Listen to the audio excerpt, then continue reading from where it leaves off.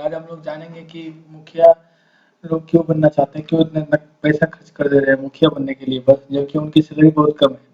क्या घपला होता है, हम लोग को पता नहीं चलता है, नॉलेज कम होने के कारण। वो सब जानेंगे आज इस लेक्चर के बारे में। और हमारे हमको कैसा मुखिया चुनना चाहिए वोटिंग के द्वारा। अभी अभी पंचायत चुनाव होने वाला है बिहार में, तो इसी कारण मैंने ये टॉपिक लिया है। जानते हैं कि क्या ज़रूरी है एक मुखिया, अच्छा मुखिया होने के लिए, और एक मुखिया क्या-क्या घपला कर रहा है आजकल गाँव में। ये जानते हैं गाँव की सरकार, भाई गाँव की सरकार तो मुखिया के अंदर ही आता है। जैसे बिहार सरकार के अंदर बिहार आता है, कोई स्टेट आता है, उसी तरह गाँव की सरकार मुखिया को ही बोला जाता है। सबसे ज़्यादा पावरफुल जो होता है वो मुखिया ही होता है गाँव में। हम जानते हैं कि मुखिया का क्या-क्या काम है। आप लोग यहाँ देखिए मुखिया जी क्या-क्या कर सकते हैं। पूरा पूंजी कोष तो बहुत अच्छे से नज़र रखते हैं इस पे, इसमें कोई शक नहीं है। बाकी का तो पता नहीं कि अच्छे से करते भी हैं नहीं है। ठीक, टैक्स, चंदा वसूली, ये सब तो सब कुछ काम करते हैं। ये आप देख सकते हैं यहाँ पे बैठक करते हैं। अगर कहीं कोई झगड़ा हुआ, विवाद हुआ, तो उसमें जाकर के आपको बताना है कि क्या सही है क्या गलत है। ग्राम पंचायत के कार्य जितना भी होता है उसको करना है, प्रस्तावों को लागू करना है। उसके बाद जितना भी आपका फंड आता है, कहाँ यूज होना है, क्या करना है, वो सब मुखिया जी का काम होता है। उसके बाद ये है सरपंच की जिम्मेदारी क्या है, गांव की सड़कों का रखरखाव करना, पशुपालन वाला में व्यवसाय को बढ़ावा देना, सिंचाई का साधन की व्यवस्था करना, उसका विस्तार करवाना, प्राथमिक शिक्षा को बढ़ावा देना। अगर कोई खेल से रिलेटेड काम हो रहा है, मैदान है, तो उसको सही करवाना, स्वच्छता और गरीब बच्चों को मुफ्त में शिक्षा दिलाना। इसमें से आपको लगता है कि बहुत कोई कम ही जगह ऐसा काम किए होंगे सरपंच और मुखिया मिलकर के। अब देखिए कि कितना कम सैलरी होता है मुखिया लोगों का, सरपंच लोगों का। मुखिया का 2500 रुपये भत्ता है। तो और फिर भी क्या है कि मुखिया बनने के लिए लोग पूरा खर्च करते हैं कि भाई हमको मुखिया बनना है कैसे भी करके।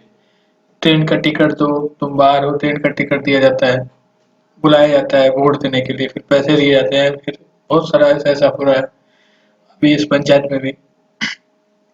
तो जानते हैं अब क्या है कि बहुत हम लोगों को पता नहीं चलता है कि भाई हमारे जो पंचायत में है क्या काम हुआ है, कितना मुखिया के पास फंड आया है, और मुखिया ने काम किया है कि नहीं किया है, कौन सा काम पेंडिंग है, और कितना फंड मुखिया के पास आता है साल में। साल में लगभग 5 करोड़ से ऊपर का फंड आता है मुखिया के पास। आप सोच सकते हैं अगर उसमें से 1 करोड़ भी लगा देगा तो हमको लगता है कि पूरा गांव एकदम चकचका जाएगा। तो मैं बताता हूँ क्या क्या आता है। सोलर लाइट का आता है, या जो भी है लाइट का है, चौक पे जो लगता है। पेड़ लगाने का आता है, पेड़ में पानी डालने का अलग से आता है। रोड का आता है, जैसे आपका गृह योजना जो है उसका आता है। ऐसे ऐसे बहुत सारे फंड आते हैं। कोटा से रिलेटेड भी कुछ कुछ आता है। तो बहुत लोगों को पता नहीं होता है कि ये हम लोग कहाँ से पता करें कि मतलब हमारा मुखिया ने अच्छा काम किया और हमको इस बार उसी को वोट देना है, या अच्छा काम नहीं किया तो हमको चेंज करना है। तो जानते हैं कि कहाँ पे जाके आपको पता चल सकता है कि आपके गांव में कैस क्या विकास हुआ है, और मुखिया के पास कितना फंड आया है। उस हिसाब से आपके गांव में विकास हुआ है नहीं, या मुखिया ही सारा पैसा खा गया। आजकल मैं देख रहा हूँ कि 1 से 2 साल लोग मुखिया या सरपंच बनते हैं और वो 4-4 मंजिला का घर एकदम बड़ा-बड़ा बना देते हैं। कहाँ से भाई? सब घपला का माल है। तो देखते हैं।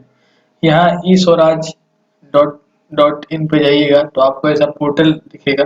एकदम गवर्नमेंट पोर्टल है। यहाँ पे आपको सारा जानकारी मिलेगा कि आपके पंचायत में क्या-क्या हुआ है, कितना विकास हुआ है, कितना फंड मतलब पेंडिंग में है, क्या फंड आने वाला है, और क्या क्या फंड से आपके गांव में काम हो चुका है। इसमें जाना है आपको, सीधे सर्च करना है ई ई ग्राम स्वराज डॉट इन। उसका बाद ऐसा पेज आपको खुलेगा। उसके बाद यहाँ आपका पूरा डाटा है, ये मतलब पूरा बिहार का डाटा है, आसाम का डाटा, मतलब हर हर स्टेट का डाटा पूरा होता है यहाँ पे जो आप देख रहे हैं। उसके बाद आप आगे जाइएगा तो यहाँ आपको प्लानिंग में जाना है। प्लानिंग पे क्लिक करने के बाद आपका ऐसे रिपोर्ट प्लानिंग रिपोर्ट डैशबोर्ड खुलेगा। उसके बाद आपको रिपोर्टिंग एसेट्स और प्लानिंग, तो हमको प्लानिंग में जाना है। उसके बाद हमको देखना है कि कौन कौन, अगर पेंडिंग वाला है तो कौन सा पेंडिंग है, कौन सा अप्रूव हुआ है, कौन सा मतलब ऐसे कैटेगरी का वाइज रिपोर्ट आया हुआ है और विलेज वाइज गैप्स क्या है पंचायत रिपोर्ट का, लिस्ट क्या है एक्टिविटी, तो आपको यहाँ अप्रूव एक्शन प्लान में जाना है और यहाँ पे आपको सिलेक्ट करने के लिए आएगा कौन सा ईयर का चाहिए आपको, 2020 21 2021 22 2019 20, ये सारे ओल्ड वाले। यहाँ पे आप कैप्चा डालिएगा, कैप्चा डालते ही ये वाला पेज आपका ओपन होगा। इस पेज में आपको अपना स्टेट, जैसे मेरा बिहार है तो मुझे बिहार बिहार में जाना है, यहाँ पे क्लिक करना है इस पे विलेज पंचायत एंड इक्विवेलेंट पे। यहाँ पे क्लिक करते हैं ये पेज ओपन होगा। ये पेज ओपन होगा तो आप देखेंगे सहरसा डिस्ट्रिक्ट है तो मैं सहरसा डिस्ट्रिक्ट डिस्ट्रिक्ट डाला हूँ। सहरसा डिस्ट्रिक्ट में आप देखिएगा कि जितने भी आपका ब्लॉक एंड पंचायत है, ब्लॉक पंचायत है वो आ जाएगा। तो ये मैसी वाला है तो मेरा वाला ये है, मैं इस पर क्लिक करता हूँ तो ये मेरा पूरा डाटा गांव का आएगा। यहाँ पे मेरे गांव के मतलब मेरे पंचायत के अंदर कौन कौन से गांव आते हैं, पंचायत आते हैं मैसी ब्लॉक के अंदर, मैसी ब्लॉक पंचायत के अंदर कौन कौन से विलेज पंचायत आते हैं, ये सब का है। तो अब देखिए मैं अपना देखा तो ये मेरे गांव का है, ये 5 दिख रहा है। अब मैं आपको यहाँ बताऊंगा कि कितना फंड आया है और कितना मेरे मुखिया ने गांव का काम किया है। यहाँ देखिए, यहाँ पे क्लिक करते ही आपको यहाँ दिखाएगा लगभग, देख लीजिए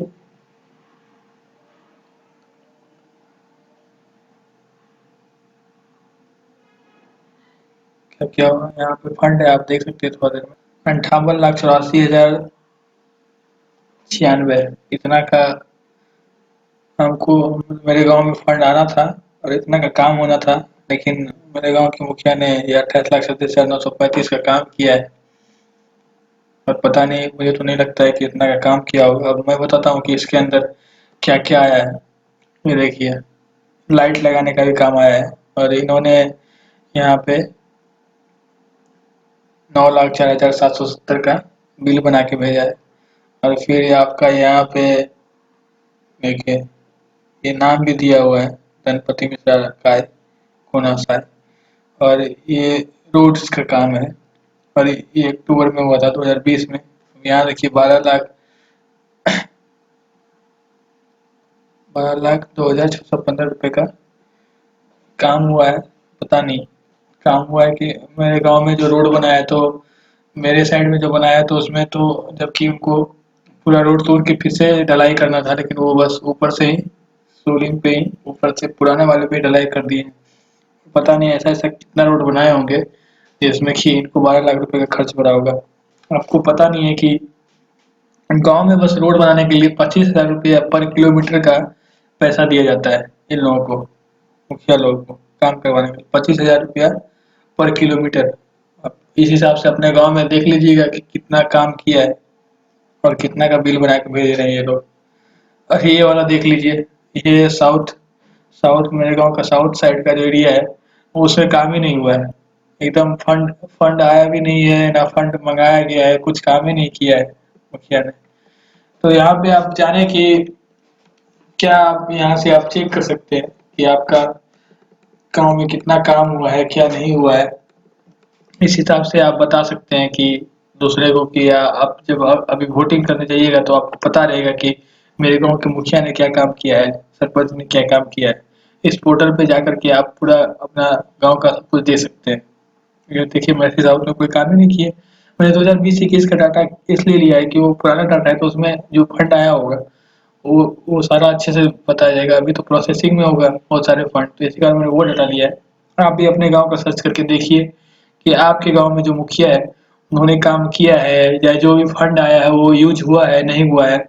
बहुत सारे फंड आते हैं हम लोग को पता भी नहीं चलता है। और वो अगर अगर 5 करोड़ का फंड मान लीजिए साल में मुखिया के पास आता है, मान लीजिए अगर वो 1 करोड़ भी रखता है ना और 4 करोड़ भी खर्च करता है ना तो गांव सिटी से कम नहीं हो जाएगा।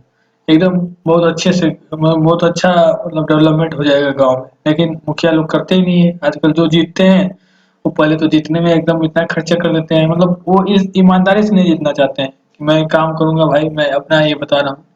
तो अगर वो ईमानदारी से जीतेंगे तो उनको अपना खर्च जो वो मान लीजिए 20 25 30 40 लाख खर्च कर देते हैं सिर्फ वोटिंग के लिए। अब क्या है, उनको कमाना है फिर वो, तो कहाँ से कमाएँगे भाई? तो वहीं से कमाते हैं फंड से। अगर वो ईमानदारी से जीतेंगे, अगर ईमानदारी से लोग वोट देंगे, तो उनको उसकी ज़रूरत नहीं पड़ेगी, जो घपला वो करते हैं और वो काम भी करेंगे। लेकिन यहाँ ऐसा है नहीं। दूसरा है कि जातिवाद पे वोटिंग दिया जाता है, तो जातिवाद पे नहीं देना है भाई। अब आपके आपके मतलब गाँव में या जहाँ पर भी जो ज़्यादा पढ़ा लिखा है, और हर बार 5 साल के लिए होता है, 5 साल पे अपना मुखिया चेंज कीजिए। अगर आप 5 साल पे सरकार भी चेंज नहीं होता है, तो वो क्या होता है कि उनको मतलब एक उसके अंदर जो भावना होता है वो थोड़ा चेंज हो जाता है। उनको लगता है कि अब किसी को पता ही नहीं चलेगा, मुझे तो सारा सिस्टम का पता चल गया है, तो वो उनका माइंड चेंज हो जाता है। इसी कारण हमें हर बार सरकार भी चेंज करवाना चाहिए, क्योंकि ये लोकतंत्र है, और हर बार अपना मुखिया भी चेंज करिए, ताकि जो नया मुखिया आएगा वो अच्छे से काम करेगा। उन लोगों की साइकोलॉजी होती है कि जब वो आते हैं वो अच्छे से काम करते हैं, लेकिन जब धीरे-धीरे उस जगह को ज़्यादा देर तक रह जाते हैं, तो वो क्या होता है कि पता नहीं, उनकी साइकोलॉजी बन जाती है कि नहीं अब मुझे कमाना है। तो ये बात है। और गाँव में क्या होता है कि अगर आप कोई 3-4 साल से मुखिया है, आप उससे काम भी करवाने जाइएगा तो आपका काम ही नहीं वो मिलेगा ही नहीं। आपको पता चलेगा कहीं और है, कहीं और है, तो काम आपका अच्छे से नहीं करेगा। तो आप इस बार अगर वोटिंग दे रहे हैं, तो आप इस साइट पे जाकर के अपने गाँव का सब कुछ देखिए कि आपके गाँव में कितना काम हुआ है, आपके गाँव का मुखिया ने काम किया है या नहीं किया है, आपके वार्ड में आपको सुविधा मिला है या नहीं मिला है। अब हमारे सहरसा में मेरे वार्ड में नल जल योजना आया हुआ है। नल जल योजना जब शुरू से ही आया हुआ था, जब टंकी मतलब अलग से पूरे सप्लाई हुआ करता था, अब तो हर मोहल्ले में दिया जा रहा है। उसी टाइम जो नल लगा था अभी तक पानी नहीं पहुँच पाया उसमें। अब आने वाले टाइम में लगता है कि नल भी खराब हो जाएगा। तो ये बात है। तो इस हिसाब से आप वोटिंग कीजिए, चाहे वो वार्ड सदस्य का वोटिंग कर रहे हैं, पंचायत के मुखिया का वोटिंग कर रहे हैं, या आप सरपंच का वोटिंग कर रहे हैं, तो आप यहाँ पे इस पोर्टल पे आकर के सारा डिटेल्स देखिए यहाँ पे, फिर आप जज कीजिए कि वो मुखिया आपके गांव के या शहर गांव के काम करने लायक है, या वार्ड मेंबर अपने शहर के आपके वार्ड का जो है वो आपके वार्ड में काम करने लायक है या नहीं करने लायक है। अगर आपको लगता है नहीं है, तो फिर दूसरे को वोट दीजिए जो अच्छा आपको लगता है, जो काम कर सकता है। तो इस हिसाब से वोटिंग कीजिए, और ऐसे मत वोटिंग कीजिए, क्योंकि इससे आपका ही नुकसान होगा। आपका गाँव का डेवलपमेंट नहीं होगा तो आपका ही नुकसान है। आपका जहाँ घर है वहाँ अच्छा से नहीं होगा, ना सफाई होगी, ना रोड होगा, ना लाइट होगा। आप भी अंधेरे में रहेंगे, आप भी अच्छी जगह पे नहीं चलेंगे। तो इस हिसाब से आपको अपने मुखिया के बारे में सब कुछ जानना है यहाँ पे, इस पोर्टल पे आकर के। उसके बाद आप जज कीजिए कि आपको जो मुखिया है आपका उसको देना है या चेंज करना है।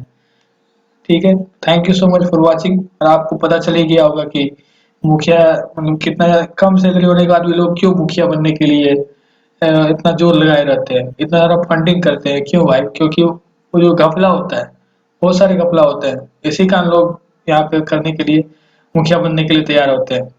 और आपको चुनना है। इस साइट पे जाकर के आप पूरा डिटेल्स चेक करिए, फिर देखिए कि आप किसको मुखिया बनाना है।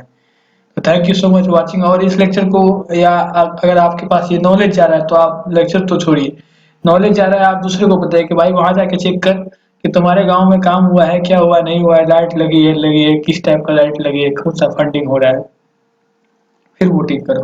ठीक है? Thank you so much for watching.